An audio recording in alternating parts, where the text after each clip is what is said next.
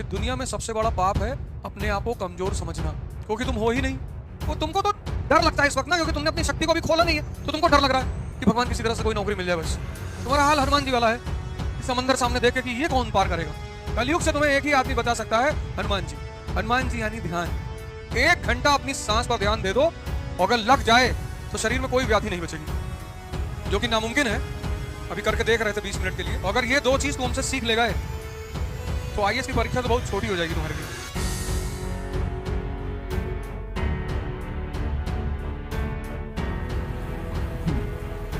जय हिंद फ्रेंड्स। मतलब हम जब तुमको मॉडर्न वर्ल्ड हिस्ट्री और मॉडर्न इंडिया पढ़ा दें तो तुम्हारी जिंदगी में एक कमी पूरी हो जानी चाहिए कि अब तुमको इस बात का वो न रहे कि पढ़ना कैसे है और पढ़ना क्या है। अगर ये 2 चीज तुम हमसे सीख ले गए तो आईएएस की परीक्षा तो बहुत छोटी हो जाएगी तुम्हारे लिए। तुम ही आगे कहोगे हमसे कि अब ना देंगे गुरुजी। जिसका दिमाग का दायरा बड़ा हो गया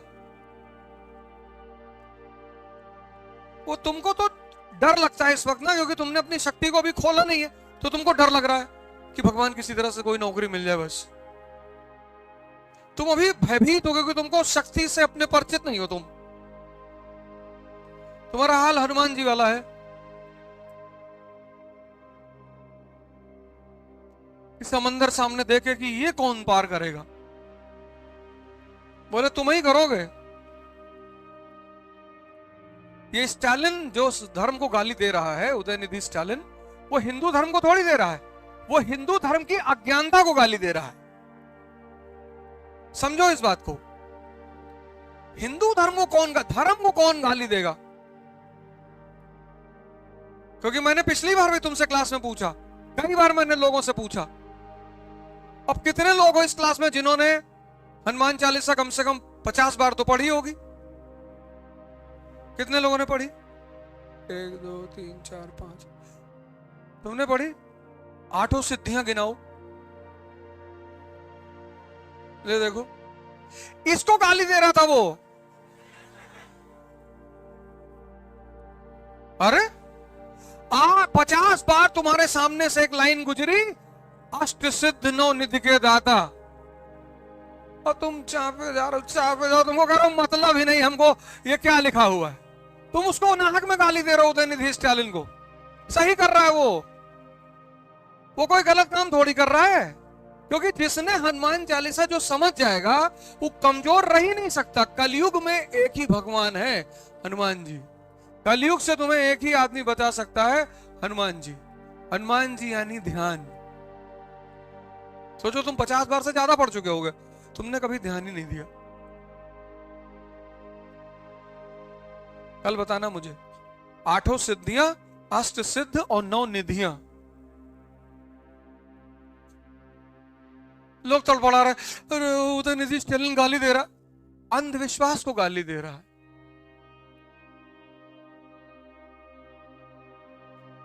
पचास बार पढ़े, उसमें लिखा हुआ है राम रसायन तुमरे पासा। तुम्हारे पास राम रूपी रसायन है। तुम कह रहे हो हमारे पास भैया है ही नहीं। है। कभी स्टालिन वो कारगिल पार्क में टहलना, उसमें विवेकानंद के बड़े सारे कोट्स लिखे हुए हैं। उसमें एक कोट बड़ा प्यारा है, एक ही लाइन का है कि दुनिया में सबसे बड़ा पाप है अपने आप को कमजोर समझना, क्योंकि तुम हो ही नहीं।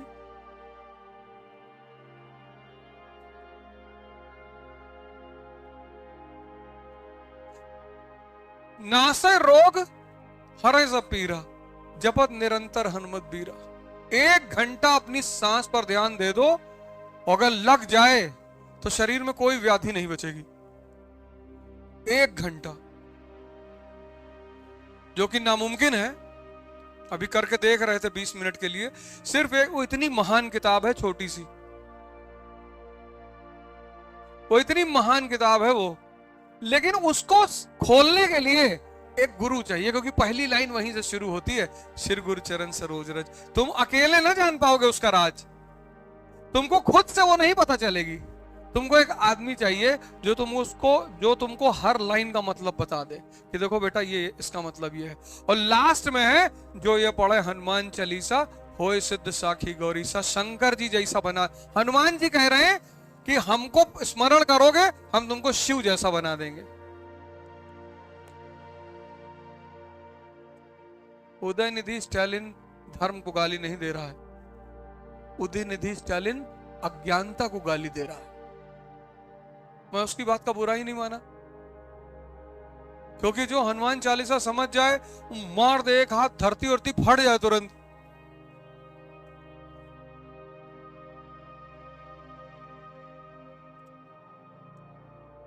शक्ति ही यही है, समझना है ये।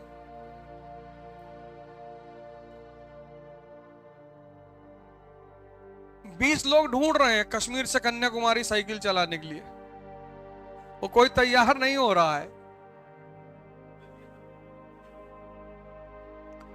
चलिए तो ठीक है,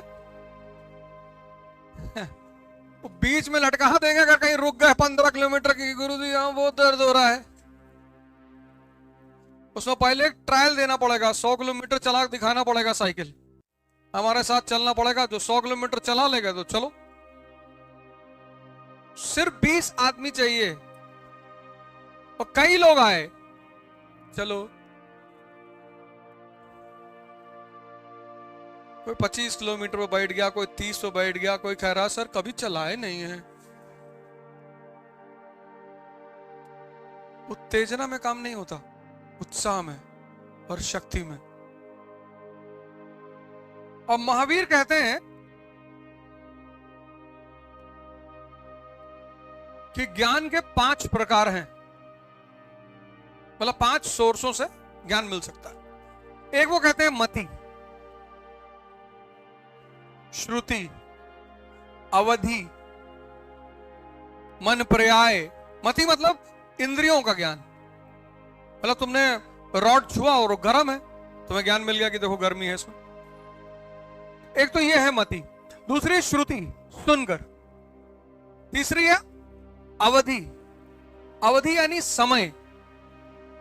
अब जब तुम नर्सरी के बच्चे को पानी में खेलते हुए देखते हो, स्कूल सूट वूट पहन के इसी से कूद रहा है, तो तुम उसको डांटते हो कि ये क्या बदतमीजी कर रहे हो। हम सब कर रहे हैं वो बदतमीजी, और बड़ी प्यारी बदतमीजी है वो, उसका अपना एक मजा है। अब तुमको लगता होगा इस वक्त कि जो बच्चा क्लास 8th में है वो बेवकूफ है, जो 35 साल वाले हैं उनके लिए तुम बेवकूफ हो, जो 45 साल वाले हैं उनके लिए 35 वाले बेवकूफ हैं, जो 55 साल वाले, क्योंकि समय के साथ अनुभव बढ़ता है, ज्ञान बढ़ता है। जैसे अभी इन्होंने कहा ना कि उम्र 40 के बाद ही सारा ज्ञान क्यों आता है, आता तो पहले ही है, 40 के बाद निखरना शुरू होता है। जैसे 16 में सचिन तेंदुलकर खेल रहे थे तो अच्छा खेल रहे थे, लेकिन नाम जब उनका हुआ तब वो 35 पहुंच चुके थे। किसी चीज में जो निखार, जैसे आज तुम पढ़ाना शुरू कर दो तो तुम हो सकता है बहुत अच्छा पढ़ा रहे हो, बहुत अच्छा कंटेंट दे रहे हो, लेकिन पढ़ाते पढ़ाते पढ़ाते पढ़ाते तुम्हें एक बात पता चलेगी कि यार बॉस पढ़ाना नहीं है, जिताना है। मतलब अगर तुम आईएएस को पढ़ाते हो लड़कों को और सिलेक्शन करवा दो, और उस लड़के को क्या चाहिए? कुछ लोग जीवन भर पढ़ाते हैं, कहते भैया हम बहुत हम कभी भैया मजाक नहीं किया, बहुत पढ़ा है, पता नहीं हमको कोई क्यों नहीं मानता। इतना थोड़ी पढ़ाना है। अब नर्सरी के बच्चों को देखो, ड्रेस व्रेस कायदे से टाई वाई लगाए, बाल वाल कायदे से करके स्कूल सीधे साधे बन के जा रहे हैं। उल्टा सीधा क्वेश्चन माँ बाप से पूछते हैं, टीचर से पूछते हैं कि पापा हम कैसे पैदा हुए थे। फिर ज्यादातर माँ बाप का वही आंसर है कि मंदिर के सामने जा रहे थे, शंकर जी तुमको दिए थे। अब आजकल के लड़के बहुत चालाक है, कह रहे हैं भैया वो सुहागरात वाला कॉन्सेप्ट खत्म हो गया, सब मंदिर से आ रहे हैं। 5 का जो लड़का है वो चुप हो जाता है, समझने लगता है धीरे धीरे, तो थोड़ी सी चीजें पकड़ में आनी शुरू हो जाती है कि ना ना ये सब तो झूठ बोल रहे हैं, खेल कुछ और ही है। 12th का जो लड़का है उसकी तुम अगर बॉडी लैंग्वेज देखो, अभी स्कूल के सामने छुट्टी के वक्त खड़े हो स्कूल के सामने, और 12th के लड़कों को देखो, ये 2-3 बटन खुली है, ये कॉलर ऐसे खड़ा हुआ है, कॉलर खड़ा है। कॉलर खड़ा क्यों है? 16 साल उम्र, टेस्टोस्टेरोन पैदा हो चुका है, और टेस्टोस्टेरोन ने नीचे से मोरा ताकत बढ़ा से कॉलर खड़ा हो गया तुरंत। और वो 16-17 साल का जो लड़का है, अगर तुम उसकी बॉडी लैंग्वेज देखो तो सीधे कभी नहीं खड़ा होता वो। और 16-17 साल के लड़के से कोई भी दिक्कत बता दो, कोई भी, कि भैया वो मकान मालिक बहुत परेशान कर रहा है, उड़ा दें।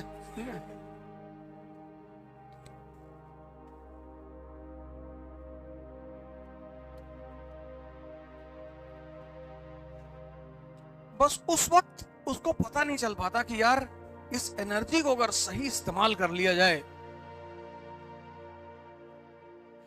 जैसे तुम जाओगे सदगुरु के आश्रम में, तो वहां उनका अपना स्कूल है, कोई बच्चे को मारता नहीं है, और ज्यादातर लाइव पढ़ाने की कोशिश होती है, लाइव मतलब दिखाकर, डेमो देकर।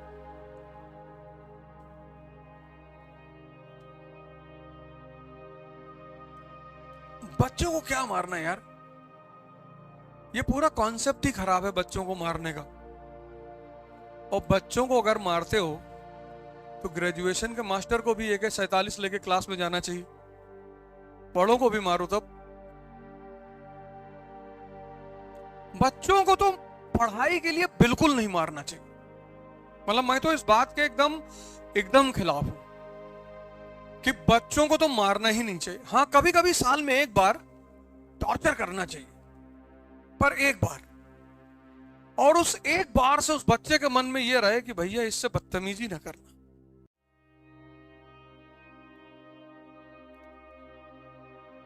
एक 22 साल का लड़का रात में 2 बजे घर लौट कर आया, पिताजी दरवाजे पर खड़े, और पिताजी ने लड़के से पूछा कि कहां थे, और उसने पलट के कहा कि तुमसे मतलब। तो समझदार जो पिता होगा वो अपना स्टैंड तुरंत चेंज कर देगा, कह रहे नहीं बेटा, हम तो ऐसे ही पूछ रहे थे, तुमको पता था देर हो जाएगी, मेरी कार ले आते तुम। और अगर लड़के के साथ लड़की है तो उसको रेड कारपेट की जिले इलाही मारना है, लेकिन उस वक्त नहीं मारना है। कभी भी अपने घर के किसी भी सदस्य को बाहर ह्यूमिलिएट नहीं करना है, कभी भी, वो कितनी बड़ी भी गलती कर दे, किसी दूसरे के सामने, चाहे वो भाई है, बहन है, माँ है, बाप है, बीवी है, पत्नी है, कोई भी है, बाहर किसी के सामने कुछ नहीं बोलना है, मुस्कुराना है। अच्छा, अरे वाह यार, तुम तो कार लड़ा आए थे, दूसरी वाली भी लड़ा देना। जी भैया। बाहर किसी को पता नहीं चलना चाहिए कि तुमने अपने घर के किसी सदस्य को कुछ कहा है।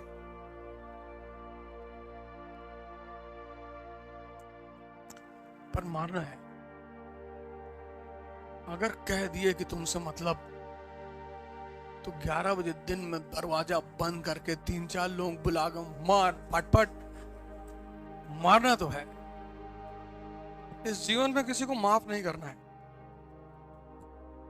Forgiveness is the quality of God and we are not gods। पर किसी को यहां नहीं रखना। किसी ने तुम्हारे साथ बदतमीजी कर दी है, उसको देख के मुस्कुराया करो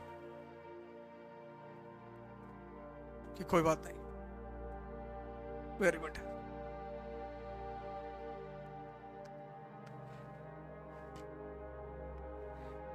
जैसे तुम लड़ रहे हो ना, ऐसे हम भी लड़ रहे हैं। हमारी तुम्हारी लड़ाई में फर्क सिर्फ इतना है कि तुम्हारी उम्र बहुत कम है और अनुभव भी कम है। तो मेरे अनुभव अगर ले लोगे जीवन में तो इतने काम आएंगे तुमको ये सब तो किताब में लिखा हुआ है, ओल्ड रिस्ट्रिक्शन। समझदार बाप एकदम स्टैंड को चेंज कर लिया कि नहीं नहीं कोई बात, आराम से तुम 4 बजे आया करो सुबह यार।